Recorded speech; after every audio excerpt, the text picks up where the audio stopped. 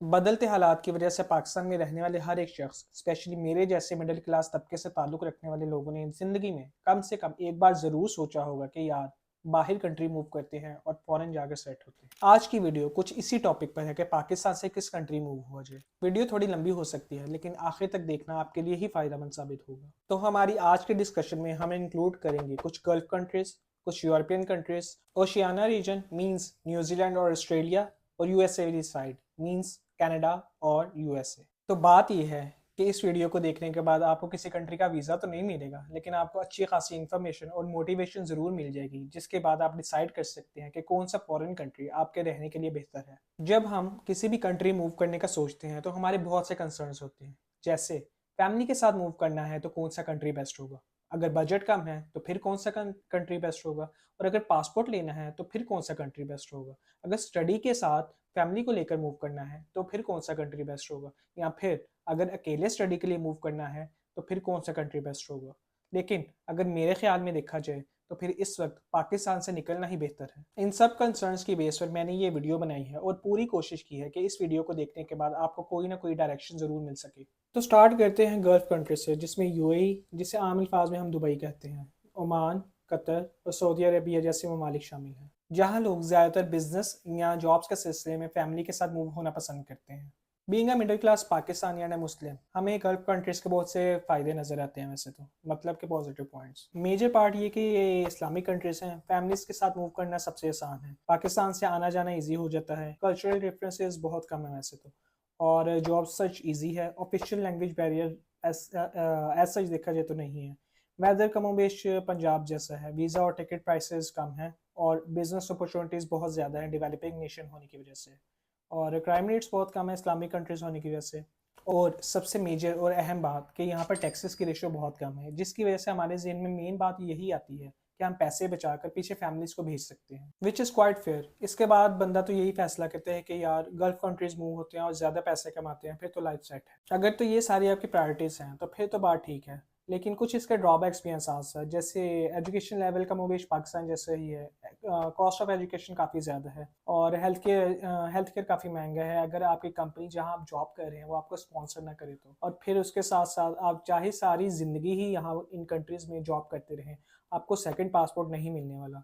जैसे ही आपकी जॉब खत्म होगी आपको अपने वतन अजीज़ यानी कि पाकिस्तान वापस आना पड़ेगा। वैसे अगर बात सिर्फ यूएई की करें तो उधर सेटल होना कंपैरेटिवली इजी लगता है। इन सिंपल वर्ड्स, अगर आप विजिट वीज़ा पर यूएई जाते हैं तो वहाँ पर आप जॉब सर्च कर सकते हैं विजिट वीज़ा के दौरान। विजिट वीज़ा वैसे नॉर्मली 15 दिन, 1 महीना और 3 महीने का होता है। लेकिन अगर आप पाकिस्तान से जॉब हासिल करना चाहते हैं तो आपको अपनी लिंक्डइन की प्रोफाइल थोड़ी स्ट्रॉन्ग करनी पड़ेगी।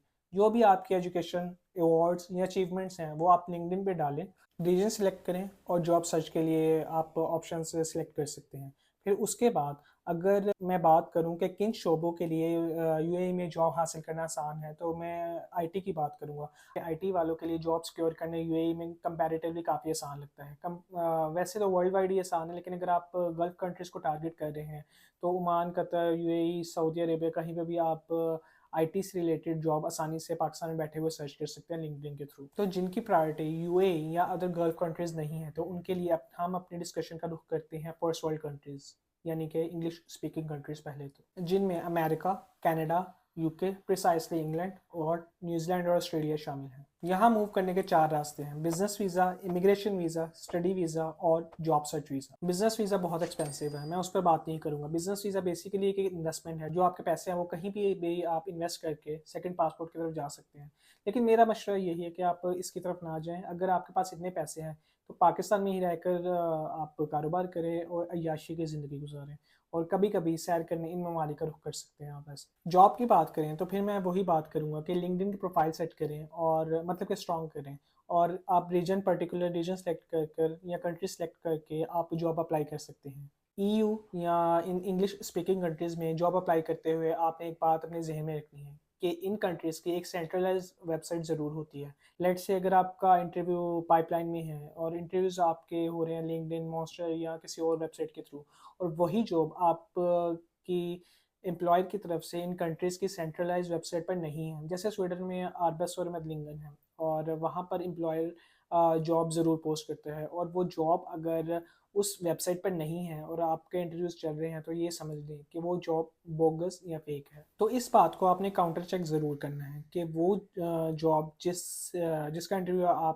जिसका इंटरव्यू पाइपलाइन में है, वो जॉब उस पर्टिकुलर कंट्री की सेंट्रलाइज्ड वेबसाइट पर मौजूद है या नहीं। अगेन कुछ ऐसे शोबे जिनकी डिमांड हमेशा इन कंट्रीज़ में ज़्यादा होती है, जैसे आईटी है, फिर आती है साइंसेस जिसमें मैथ्स, फिज़िक्स, केमिस्ट्री के शोबे शामिल हैं, और उसके बाद अगर कहा जाए तो फिर इंजीनियरिंग और मेडिकल और बिजनेस जॉब्स के चांसेस सबसे लो होते हैं, क्योंकि मेडिकल के लिए हमारी कंट्रीज से पढ़े हुए लोगों के लिए यहाँ पर आकर दोबारा पढ़ना ज़रूरी होता है, और यहाँ पर आकर फिर लाइसेंस एक्वायर करना होता है, जिसके बाद आप जॉब कर सकते हैं या फिर फर्दर आपका जो भी प्रोफेशन है वो आप ज्वाइन कर सकते हैं। यहाँ पर बीइंग अ बिलीवर आपने एक बात अपने जहन में रखनी है कि रिस्क देने वाली ज़ात अल्लाह की है, इंसान के हाथ में है कोशिश करना।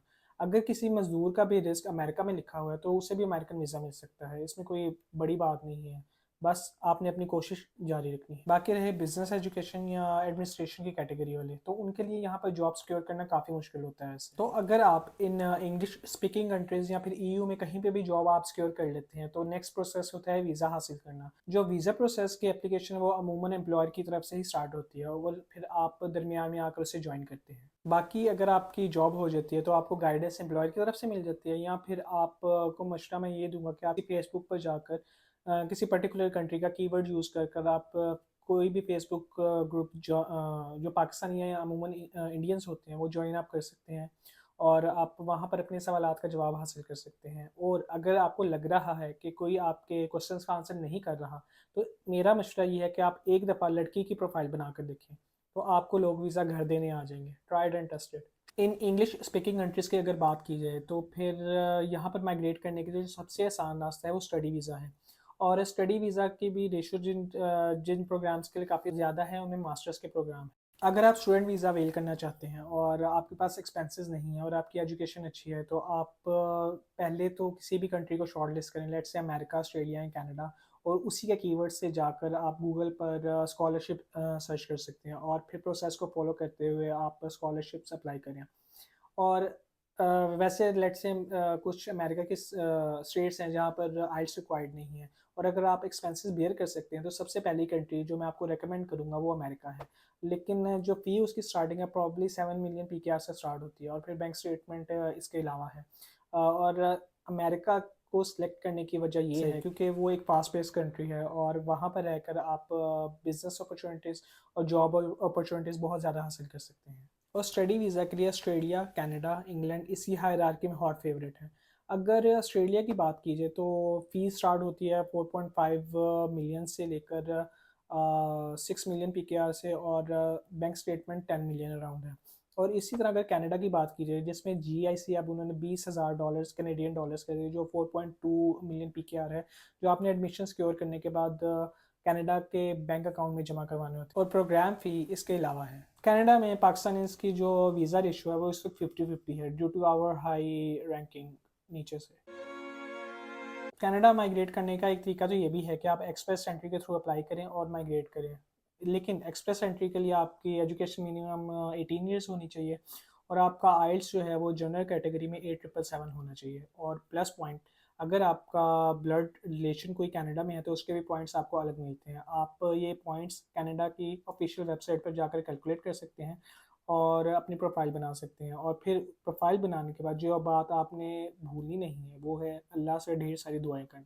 या फिर आप कनाडा के किसी भी पायलट प्रोग्राम में अप्लाई कर सकते हैं जो प्रोविंशियल लेवल का होता है, और वहाँ से आप नॉमिनेट होने के बाद आप स्टेट लेवल पर अप्लाई कर सकते हैं और माइग्रेट कर सकते हैं। और सबसे अहम बात कि इस वक्त पाकिस्तान में कनाडा के नाम पर बहुत सारे लोग बहुत आवाम को एक्सप्लॉइट कर रहे हैं, और मेरा यही मशवरा है कि आप अगर आप पढ़े लिखे हैं, ऑब्वियसली अगर आप कनाडा के लिए एक्सप्रेस एंट्री के लिए अपनी प्रोफाइल की तरफ जा रहे हो तो आप पढ़े लिखे हैं आई एज्यूम, तो आपको बस आइल्स पर मेहनत दरकार है जो जनरल आइल्स की कैटेगरी 8777 है।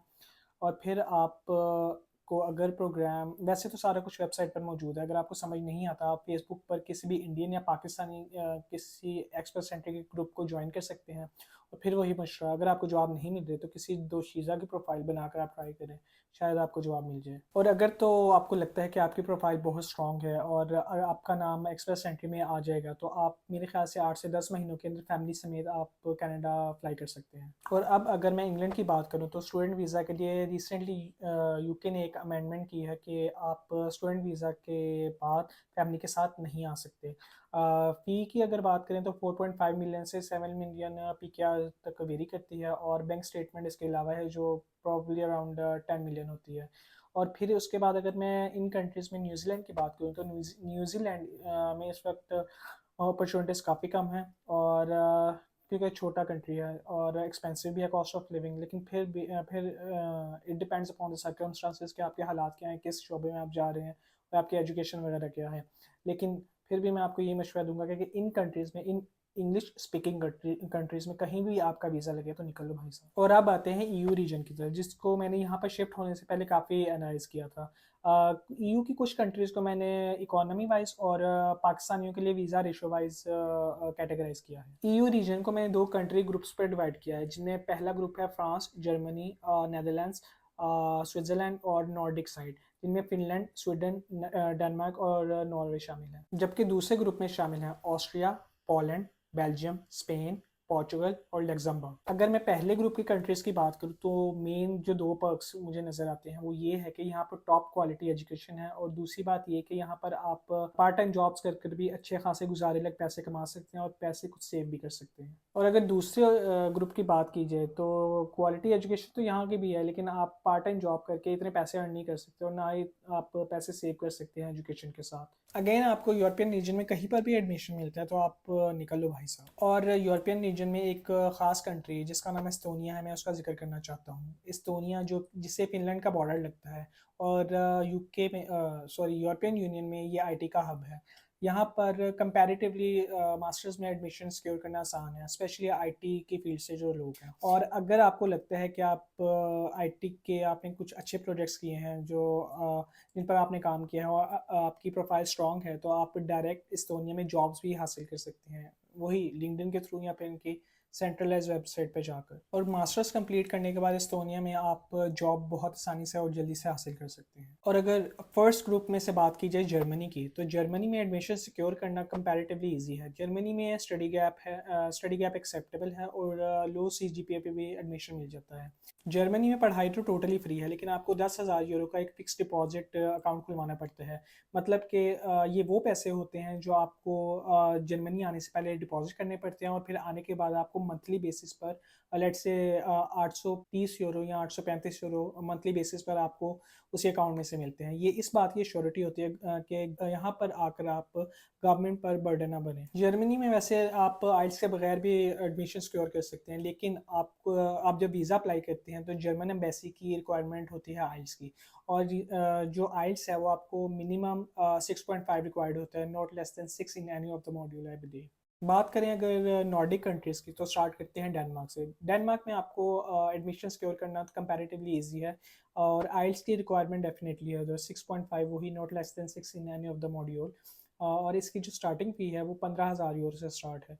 लेकिन इसका जो स्टडी गैप है, यहाँ पर स्टडी गैप ज़्यादा एक्सेप्टेबल नहीं है। मैक्सिमम आपका स्टडी गैप 2 साल का होना चाहिए, चाहे आप बैचलर्स में एडमिशन ले रहे हैं या फिर आप मास्टर्स में एडमिशन ले रहे हैं। स्कैंडिनेविया रीजन में स्पेशली डेनमार्क में हाईली पेड जॉब्स अवेलेबल हैं, इवन जो पार्ट टाइम जॉब्स हैं वो भी। और अगर मैं नॉर्वे का बताऊं तो नॉर्डिक रीजन की सबसे महंगी तरीन कंट्री नॉर्वे है, चाहे वो कॉस्ट ऑफ लिविंग के लिहाज से हो या फिर स्टडी के लिहाज से। नॉर्वे में पहले नॉन ईयू रेजिडेंट्स के लिए भी स्टडी बिल्कुल फ्री थी। जो 2023 में लेटेस्ट अपडेट्स आई हैं उसके बाद नॉर्वे ने नॉन ईयू रेजिडेंट्स के लिए भी फ़ी इंट्रोड्यूस करवा दी है। जो फ़ी है वो नॉर्वे की 18,000 यूरो से स्टार्ट होती है। और फिनलैंड की बात करें तो आपको स्कॉलरशिप्स पर एडमिशन आसानी से मिल सकता है। और जो 5 यूनिवर्सिटीज़ मैं आपको रिकमेंड करूंगा उनमें University of Helsinki, Aalto University, Tampere University, University of Turku और ओलू यूनिवर्सिटीज हैं। फिनलैंड में अगर आपको फुल फी स्कॉलरशिप नहीं भी मिलती तो आपको सेकंड ईयर में नॉर्मली स्कॉलरशिप मिल जाती है, subject to your high grades. Finland में आपको आइल्स रिक्वायर्ड है 6.5 और not less than 6 in any of the module. और फिनलैंड की अगर आप from start to beginning information हासिल करना चाहते हैं तो पीएसए फिनलैंड के नाम से फेसबुक पर एक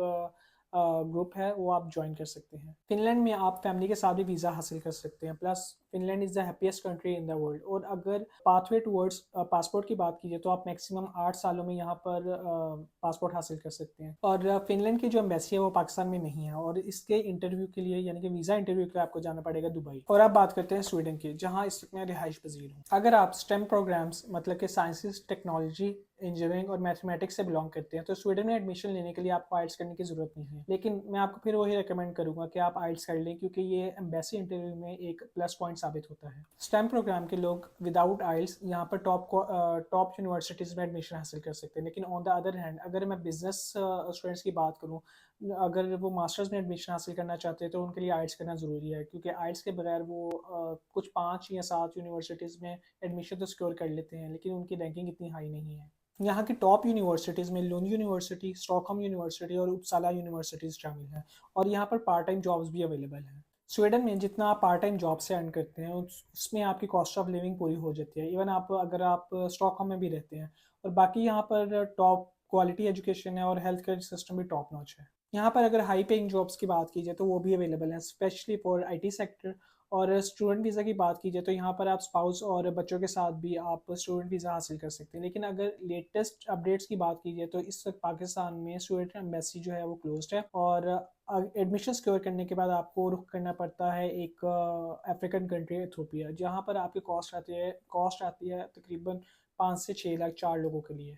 और बिजनेस अपॉर्चुनिटीज़ भी यहाँ पर अवेलेबल हैं वैसे तो। और पाथवे टूवर्ड्स पासपोर्ट की बात की जाए तो मास्टर्स के 2 साल स्टडी करने के बाद आप पासपोर्ट 6 साल में हासिल कर सकते हैं। और अगर आप बिजनेस करना चाहते हैं मास्टर्स के बाद तो यहाँ पर आप 4 साल में भी पासपोर्ट हासिल कर सकते हैं। और स्वीडन में एडमिशन कैसे सिक्योर करना है और वीज़ा प्रोसेस की इन्फॉर्मेशन के बारे में मैं आपको अपने नेक्स्ट व्लॉग में फिलहाल बताऊंगा। ईयू के ड्रॉबैक्स की बात की जाए तो मुझे यहाँ का सबसे बड़ा जो मसला नजर आता है वो यहाँ का लैंग्वेज बैरियर है। हर ईयू कंट्री की अलग लैंग्वेज है, जिसके बगैर यहाँ पर स्टडीज़ के दौरान इवन पार्ट टाइम जॉब्स हासिल करना भी काफ़ी मुश्किल हो जाता है बाज़ औक़ात। लेकिन कुछ फील्ड्स ऐसी भी हैं जहाँ पर लैंग्वेज बैरियर आपको नहीं मिलता, जैसे आईटी की फील्ड है। आप आईटी की फील्ड में कहीं पर भी जॉब्स जो हैं वो बगैर लैंग्वेज बैरियर के हासिल कर सकते हैं। लेकिन कुछ कंट्रीज़ ऐसी भी हैं जिनकी सेकंड लैंग्वेज इंग्लिश है, जैसे नेदरलैंड्स, नॉर्वे, डेनमार्क और स्वीडन। यहाँ की ये जो कंट्रीज़ हैं यहाँ पर तकरीबन 90% लोग जो हैं वो उनको इंग्लिश भी आती होती है। ऑन द अदर हैंड अगर देखा जाए तो हर कंट्री जो है वो अपनी लैंग्वेज की एजुकेशन वो आपको फ्री प्रोवाइड करती है। और अगर मैं बात करूँ स्टडी वीज़ा पर फैमिली के साथ मूव होने की, तो कुछ कंट्रीज़ हैं जो आपको स्टडी वीज़ा पर फैमिली के साथ मूव होना अलाउ करती हैं, जिनमें अमेरिका, स्वीडन और फिनलैंड शामिल हैं। जबकि कनाडा में आपको अपनी फैमिली को मूव करवाने के लिए 1 डेढ़ साल तक इंतज़ार करना पड़ सकता है, वो भी आपकी अर्निंग पर डिपेंड करता है। उसके बाद अगर ऑस्ट्रेलिया की बात करें उसमें भी 1 डेढ़ साल फैमिली को मूव करवाने में लग सकता है। और अगर यूके की बात करें तो रिसेंटली जो अमेंडमेंट हुई है उसमें आप फैमिली को नहीं बुलवा सकते हैं। इसी तरह अगर आप जर्मनी की बात करें उसमें भी 1 डेढ़ साल आपको रिक्वायर्ड होता है फैमिली को बुलवाने के लिए। और इन द एंड मैं एक बहुत ही अहम बात करना चाहता हूँ, वो ये कि बीइंग अ मुस्लिम आप जब भी इस तरह का कोई भी लाइफ चेंजिंग डिसीजन लेते हैं तो आप मशवरा ज़रूर करें। मशवरा करना एक तो सुन्नत है, और दूसरी बात है कि इससे आपको दूसरों की राय के बारे में पता चल जाता है। और एक ये कि आप इस्तिखारा ज़रूर करें। इस्तिखारे के ज़रिए से आप अल्लाह से मदद मांग सकते हैं। अपनी अगली वीडियो में मैं बात करूँगा कि स्वीडन या फिनलैंड में कैसे मूव हुआ जाए, और अगली वीडियो में मैं बताऊंगा कि इस स्टूडेंट में स्टूडेंट वीज़ा आपने कैसे हासिल करना है, और वीज़ा कैटेगरीज के बारे में बताऊंगा। और दूसरी बात ये कि अगर ये 2 कंट्रीज़ आपकी फहरिस्त में शामिल हैं तो आप अपने चैनल सब्सक्राइब कर सकते हैं और वेट कर सकते हैं नेक्स्ट वीडियो का। तो मिलते हैं अगली वीडियो में इंशाल्लाह, तब तक के लिए अल्लाह हाफिज़।